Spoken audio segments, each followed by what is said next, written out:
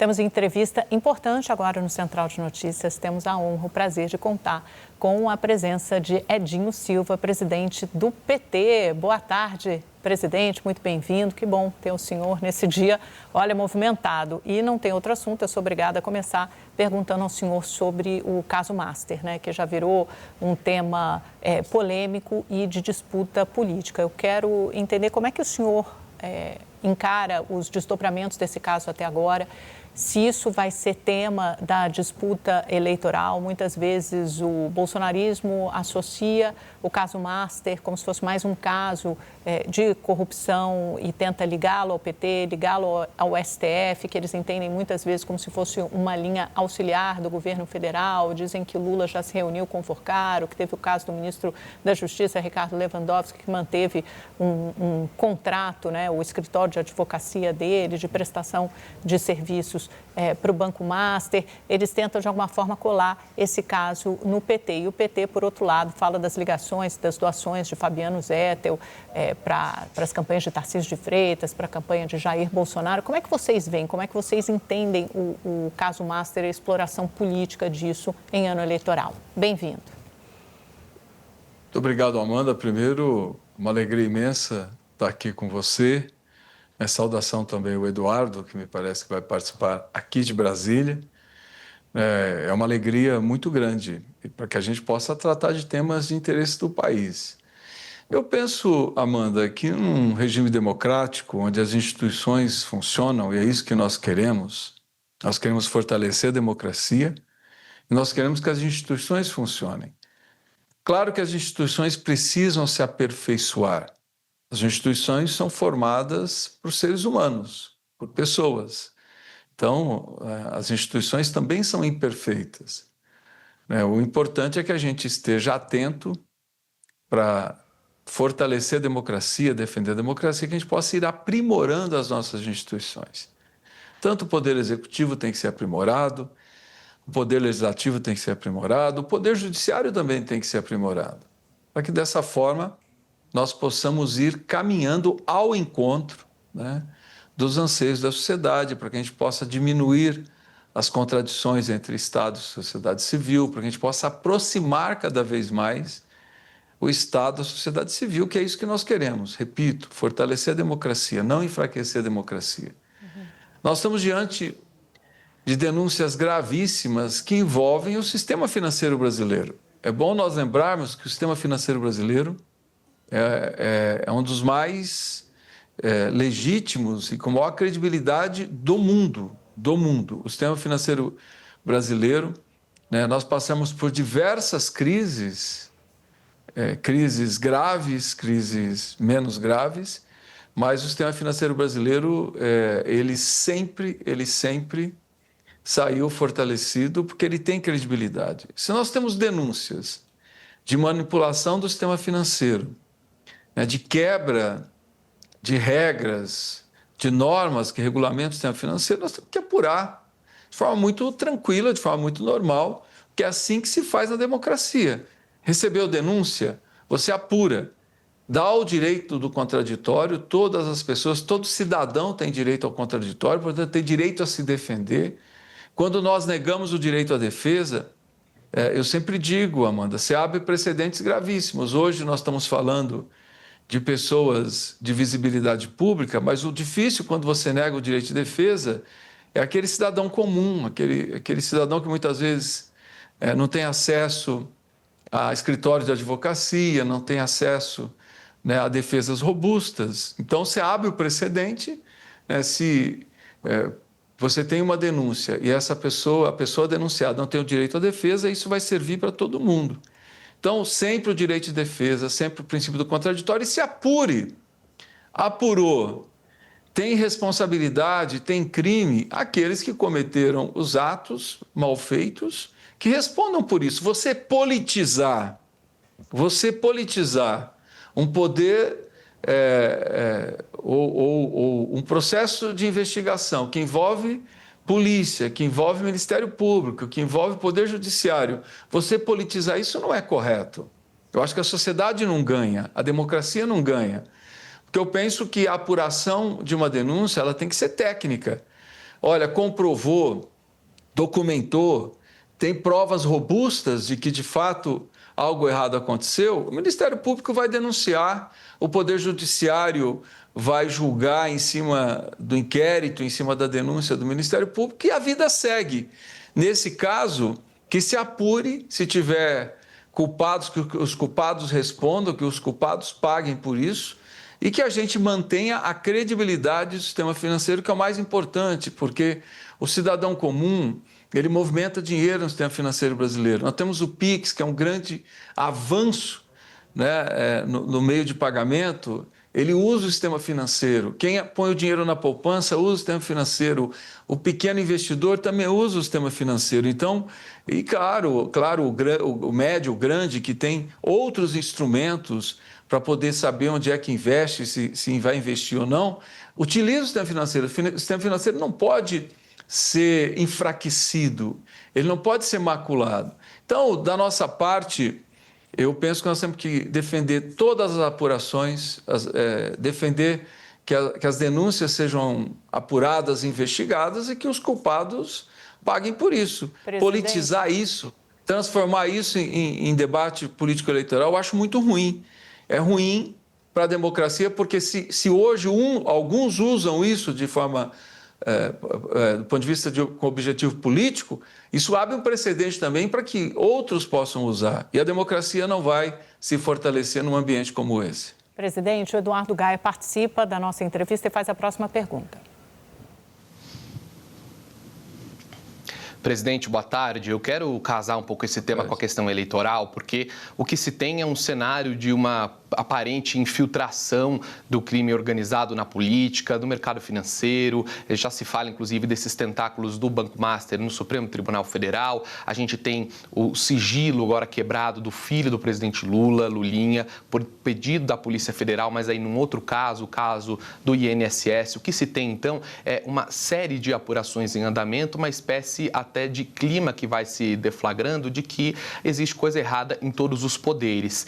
O senhor não teme que essa sensação possa recriar o clima antipolítica no Brasil, que sempre é desfavorável para os governos de plantão, quaisquer que sejam esses governos, e que, portanto, o presidente Lula, que firmou uma aliança preferencial com o Supremo Tribunal Federal, possa ser dragado para essa crise e, assim, virar o tema da eleição junto com o Supremo e acabar, portanto, sendo prejudicado nas urnas? Eu vou insistir só com uma outra pergunta, presidente. Desculpa, é que eu não sei se vai voltar para mim, então eu já quero casar com outro aspecto, porque o PT e o PSB estão vivendo um clima de bastante tensão em vários estados. Depois queria uma avaliação do senhor sobre isso, porque tem tensão lá no Ceará, tem tensão na Bahia, a gente tem um temor ali em Pernambuco também de rompimento, não se sabe se Geraldo Alckmin será o vice do presidente Lula. Como é que fica essa relação entre dois partidos aliados? Então, essas duas perguntas, por favor. Não, Eduardo, desculpa, foram muito mais de duas perguntas. Eu vou tentar Ele vai tratar voltar, todos os temas. Calma, Primeiro, Gaia. Amanda, é quase uma metralhadora aqui. Eu não sei se eu não tiver memória. Se eu não tiver memória para recuperar, mas o Eduardo é um grande profissional, um grande jornalista. Vamos nesse clima antissistema antes, presidente, que eu acho que essa pergunta é fundamental. É uma alegria poder dialogar com ele. Esse clima antissistema. Eu vou tentar fazer um resumo aqui, até para eu não monopolizar o programa. Primeiro, eu vou usar aqui uma frase do presidente Lula. Ninguém está acima da lei. Ninguém está acima da lei. Se tem alguma dúvida, né, do posicionamento, da conduta do Fábio, que é filho do presidente, é que ele seja investigado, como qualquer outro cidadão brasileiro. Ninguém está acima da lei. Se investigue. Comprove se o Fábio tem alguma relação, no caso do Fábio, são as denúncias sobre o INSS, se ele tem alguma relação ou se não tem. Agora, se não tiver, o que nós queremos é que se venha a público e diga, olha, não tem, nada foi encontrado, nada foi comprovado, porque nós vimos, Amanda, Eduardo, numa fase da história brasileira, é muito fácil você destruir as pessoas. Tem uma denúncia, tem uma suspeita, as pessoas são destruídas publicamente, como se elas já fossem condenadas. Não, tem uma denúncia. Denúncia, primeiro, ela tem que ser investigada. Tem que ter comprovação de que aquela denúncia tem fundamento. Depois, à luz da legislação, o Ministério Público tem que agir e depois ainda o Judiciário tem que dar o princípio do contraditório, da defesa, para que a pessoa seja condenada. No Brasil, infelizmente, as pessoas condenam antes, inclusive, de qualquer defesa. Isso é muito ruim.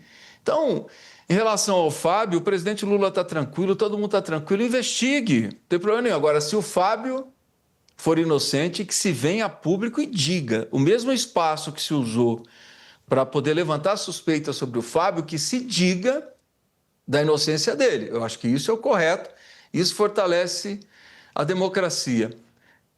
Claro que o momento que o Brasil vive, primeiro, ele não é bom, mas se nós temos tantas denúncias sendo investigadas, também tem que se reconhecer a postura de um governo que valoriza a Polícia Federal, que não se intromete no Ministério Público, que não se intromete no Poder Judiciário, que valoriza as instituições. Ninguém nunca vai poder fazer uma denúncia que o presidente Lula tentou acobertar uma investigação aqui, que ele tentou acobertar uma investigação ali. Se hoje tem tantas denúncias sendo investigadas, primeiro é porque tem uma Polícia Federal que funciona, que foi valorizada, né, que foi fortalecida.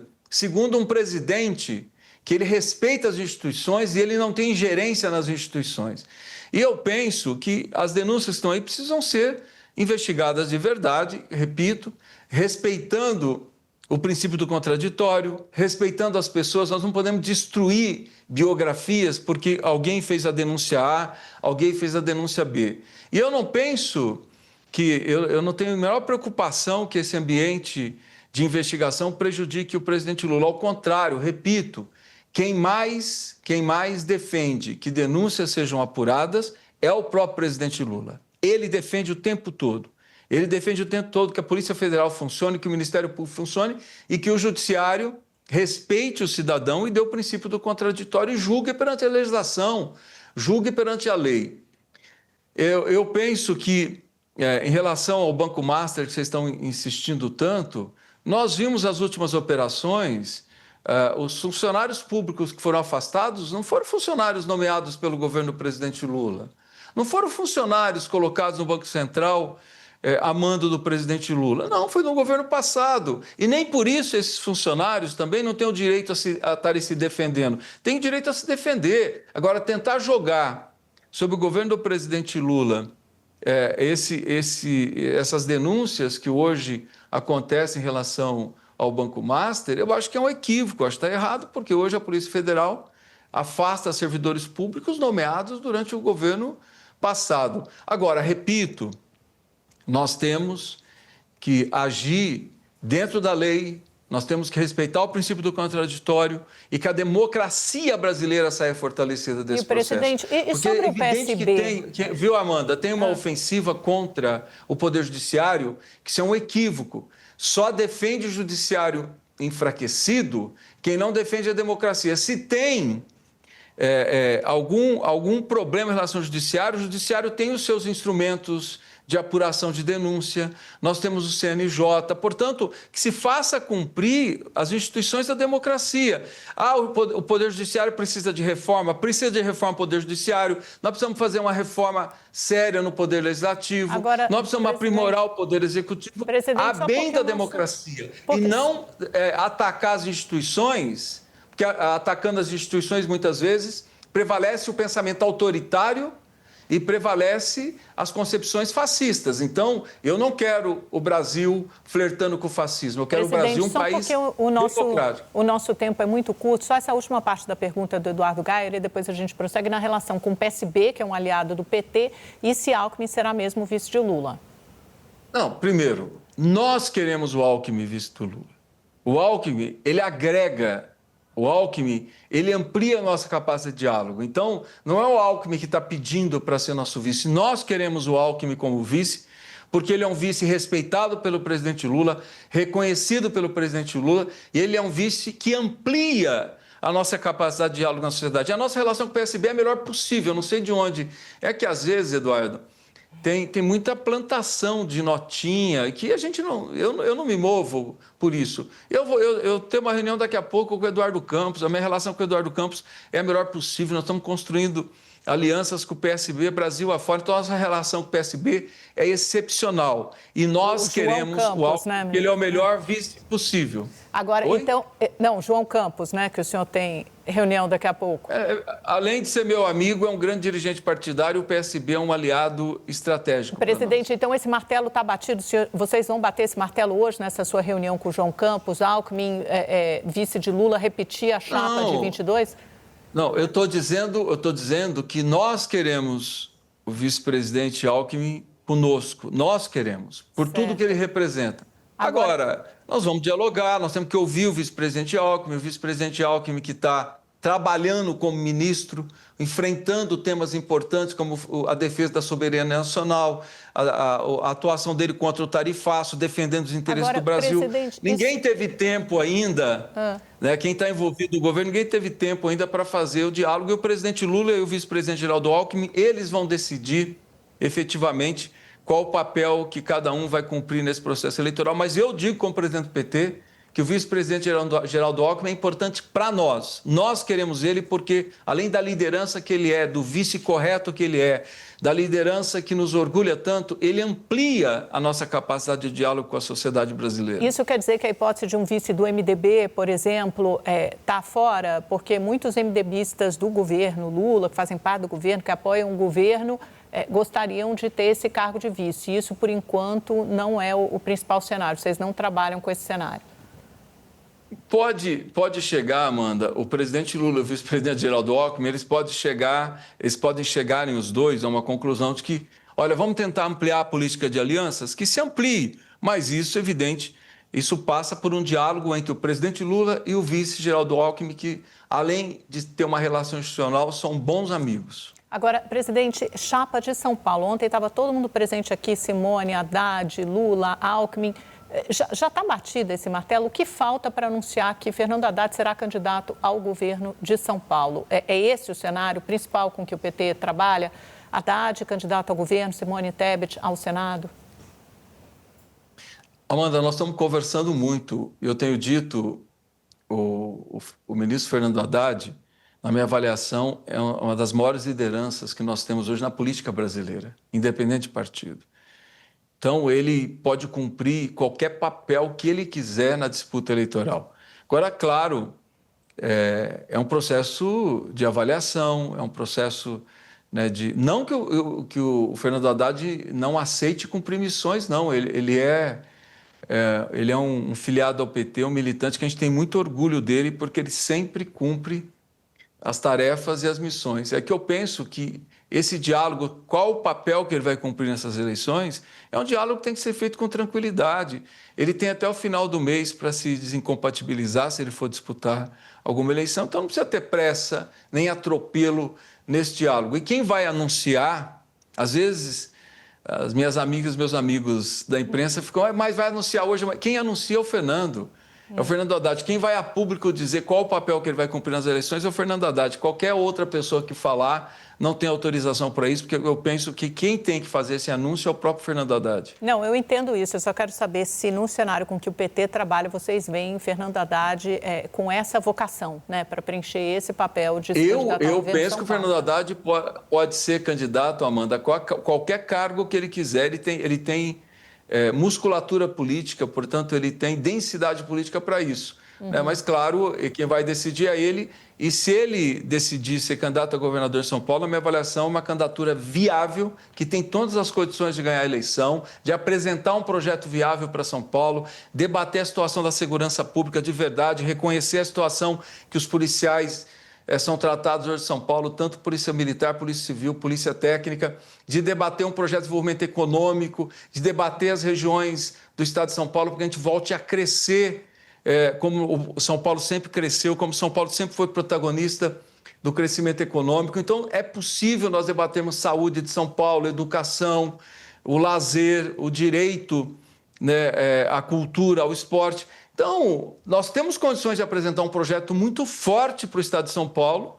Né? Se o Fernando tomar essa decisão, não tem nenhuma dúvida, será uma decisão que colocará ele como uma liderança que pode governar o Estado de São Paulo a partir de 2027. O Eduardo Gaia está por aí, ele estava tão ansioso para fazer a primeira pergunta. Vou dar mais uma pergunta para ele. Pronto, olha lá, Gaia, para você ficar feliz comigo.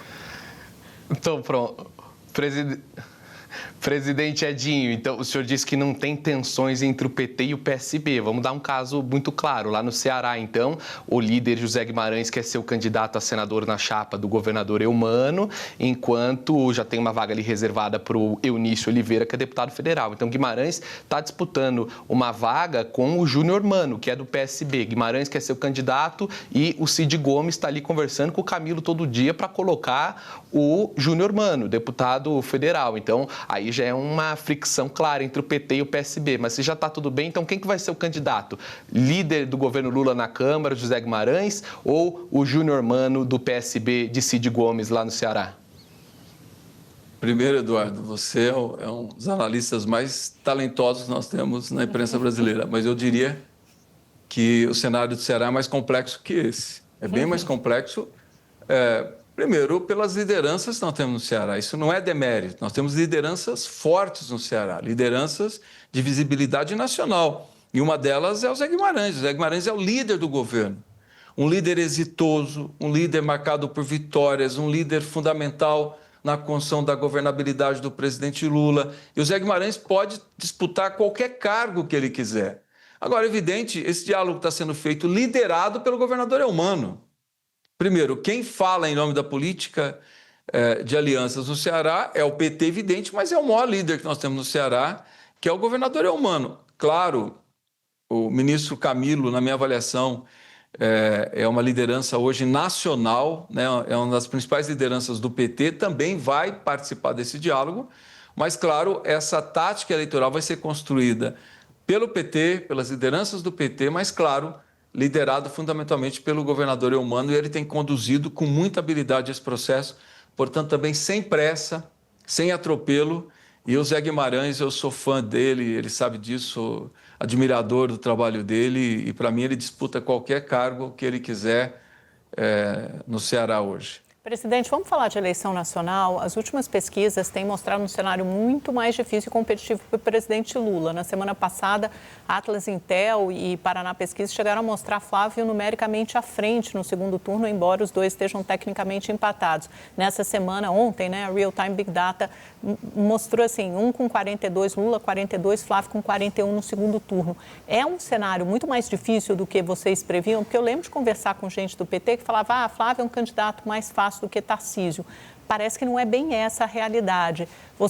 Quando é que vai mudar a estratégia? Como ela vai mudar a estratégia de comunicação do PT? Porque até agora vocês ainda não reconheceram Flávio como candidato, não promoveram ataques contra ele. O que precisa mudar nessa comunicação, principalmente desde o Carnaval, com aquele desfile de acadêmicos de Niterói, que rendeu muita repercussão? Enfim, o PT tem colhido algumas notícias negativas, depois de uma série de pesquisas, a história da quebra de sigilo do Lulinha, o filho do presidente dragado para isso, a gente até lembra do Hunter Biden lá nos Estados Unidos na campanha de Joe Biden. O que o PT vai fazer para virar essa maré que piorou assim, nas últimas semanas?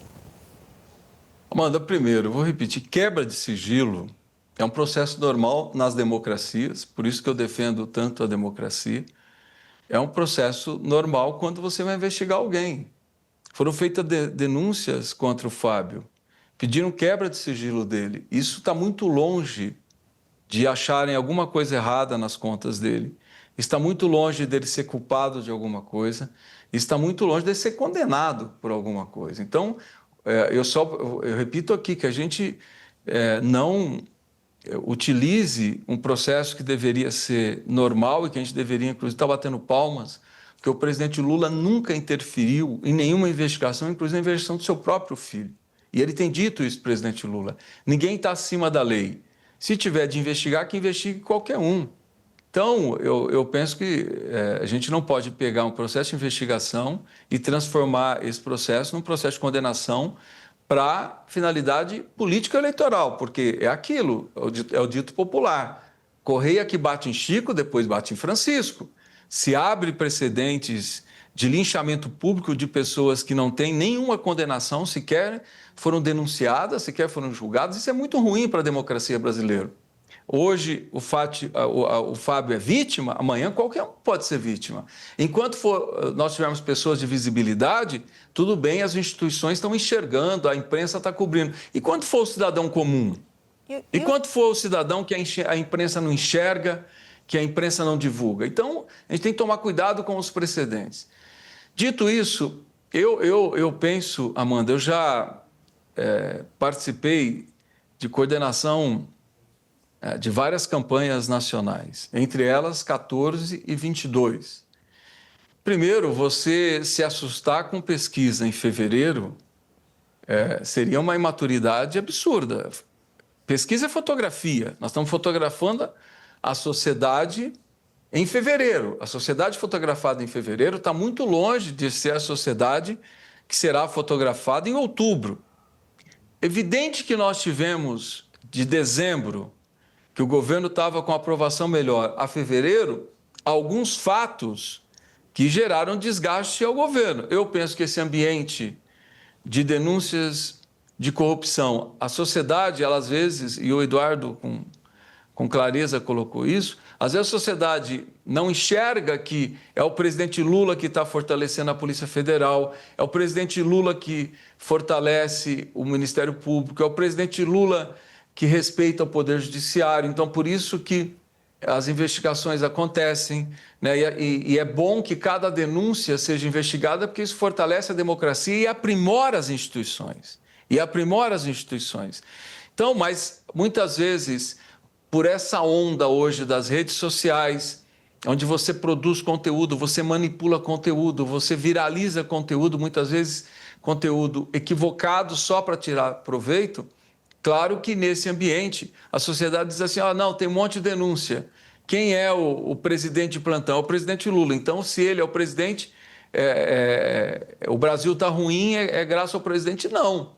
O Brasil está apurando denúncias, o Brasil está aprimorando as suas instituições. No caso do sistema financeiro, eu não tenho nenhuma dúvida que o sistema financeiro brasileiro vai sair mais forte desse processo do que entrou. E o presidente Lula é o presidente que respeita as instituições, que fortalece a Polícia Federal que é quem está fazendo a investigação em cima dessas denúncias. Portanto, eu vejo isso como um processo transitório, um desgaste transitório, que e nós estamos vendo a comunicação acontecendo, a comunicação saindo da onda e vindo para a normalidade, para a racionalidade. O governo do presidente Lula, Amanda e Eduardo, é o governo com o maior número de entregas da história dos últimos 20 anos do Brasil.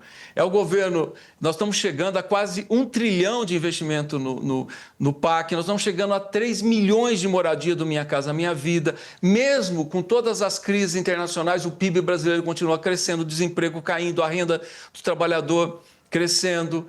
Portanto, é um governo que recuperou a credibilidade internacional do Brasil, está abrindo mercados para o Brasil. Então, claro que um governo com esse nível de entregas, num ambiente de racionalidade, esse governo vai crescer, a popularidade vai crescer. E eu tenho muita convicção que o povo brasileiro vai fazer a escolha certa, não só de um governo exitoso, mas também a vitória da democracia contra o pensamento autoritário, muitas vezes o pensamento de cunho fascista. Presidente Edinho Silva, presidente nacional do PT, muito obrigada pelo seu tempo, pela sua entrevista aqui ao Central de Notícias do SBT News. Volte sempre. Bom trabalho para o senhor. Muito obrigado, Amanda. Muito obrigado, Eduardo. E parabéns, o SBT News, pelo trabalho que tem feito. Parabéns mesmo. Muito obrigada. Portas abertas sempre aqui para o senhor.